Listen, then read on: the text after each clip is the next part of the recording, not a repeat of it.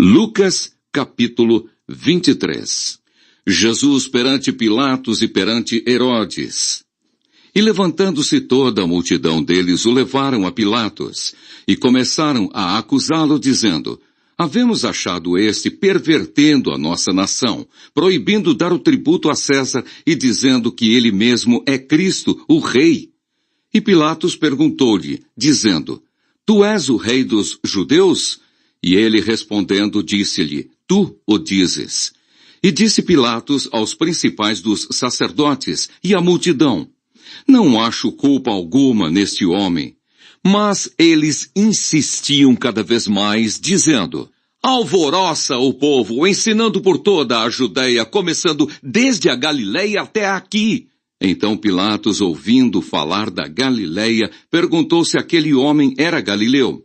E sabendo que era da jurisdição de Herodes, remeteu-o a Herodes, que também naqueles dias estava em Jerusalém. E Herodes, quando viu a Jesus, alegrou-se muito, porque havia muito que desejava vê-lo, por ter ouvido dele muitas coisas, e esperava que lhe veria fazer algum sinal. E interrogava-o com muitas palavras, mas ele nada lhe respondia. E estavam os principais dos sacerdotes e os escribas, acusando-o com grande veemência. E Herodes, com os seus soldados, desprezou-o, e escarnecendo dele, vestiu-o de uma roupa resplandecente, e tornou a enviá-lo a Pilatos. E no mesmo dia Pilatos e Herodes entre si se fizeram amigos, pois dantes andavam em inimizade um com o outro.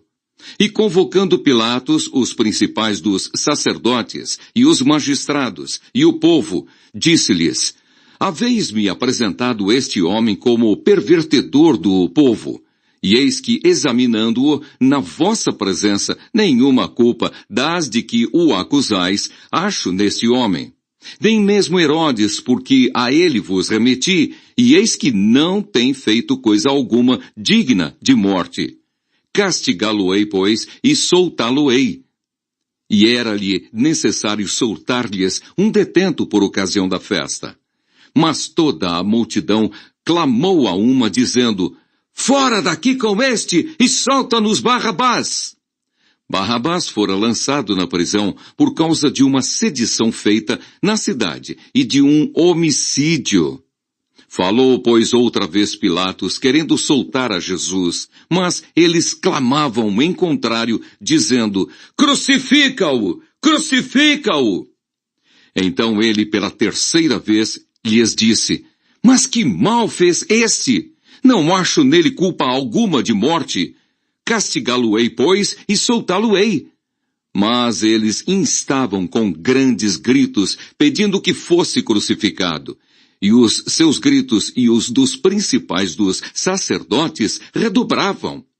Então Pilatos julgou que devia fazer o que eles pediam, e soltou-lhes o que fora lançado na prisão por uma sedição e homicídio, que era o que pediam, mas entregou Jesus à vontade deles.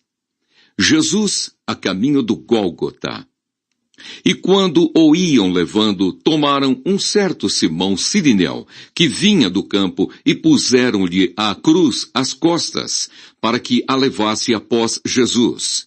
E seguia-o grande multidão de povo e de mulheres, as quais batiam nos peitos e o lamentavam. Porém Jesus, voltando-se para elas, disse: Filhas de Jerusalém, não choreis por mim, chorai antes por vós mesmos e por vossos filhos, porque eis que hão de vir dias em que dirão: Bem-aventuradas as estéreis, e os ventres que não geraram, e os peitos que não amamentaram. Então começarão a dizer aos montes: Caí sobre nós, e aos outeiros: Cobri-nos.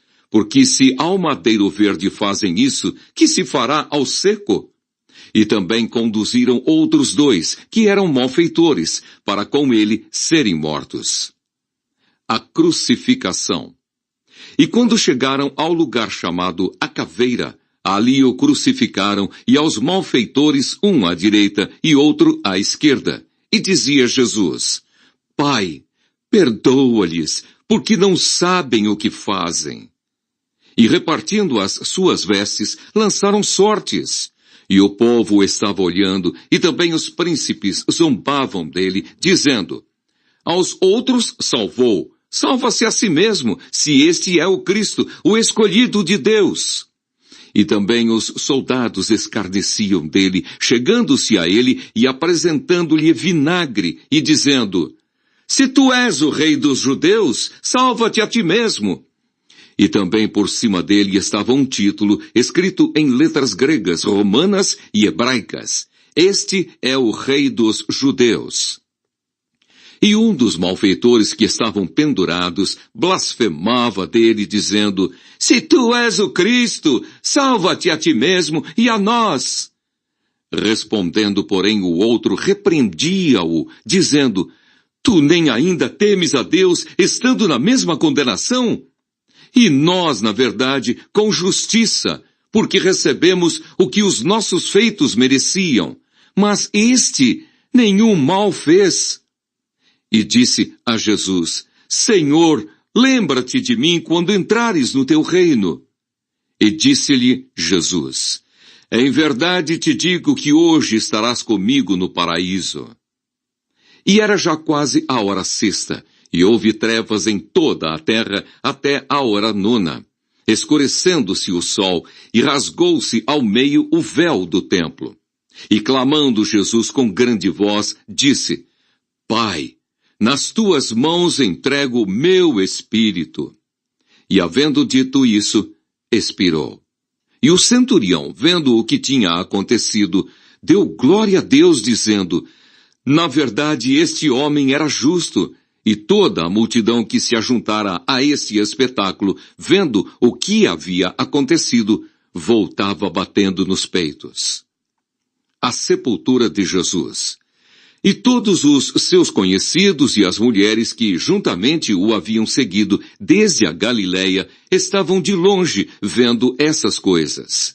E eis que um homem por nome José, senador, homem de bem e justo, que não tinha consentido no conselho e nos atos dos outros, natural de Arimateia, cidade dos judeus, e que também esperava o reino de Deus, este, chegando a Pilatos, pediu o corpo de Jesus. E havendo-o tirado, envolveu-o num lençol e pô-lo num sepulcro escavado numa penha onde ninguém ainda havia sido posto. E era o dia da preparação e amanhecia o sábado. E as mulheres que tinham vindo com ele da Galileia seguiram também e viram o sepulcro e como foi posto o seu corpo. E voltando elas, prepararam especiarias e ungüentos e no sábado repousaram conforme o mandamento.